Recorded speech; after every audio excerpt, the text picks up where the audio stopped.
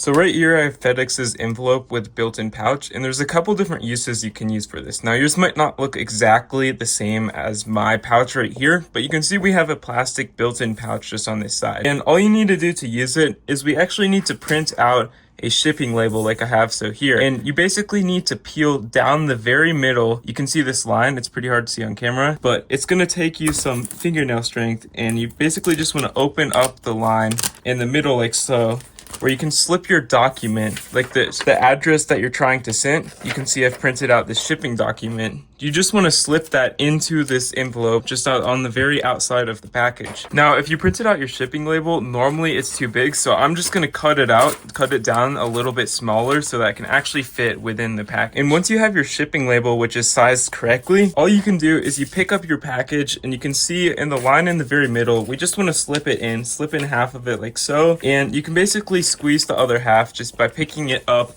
under here and just threading it through here like so. Now it's pretty awkward, but this is all you need to do to actually put in your shipping label. And you can basically reuse these packages just because the shipping label is not actually on the package, but it's just a nice little slip of paper that you can easily take out just the same way we put in like so. And you can simply put your stuff in your package and reseal this package using tape, but you can actually reuse this package in the future and you should be good to go.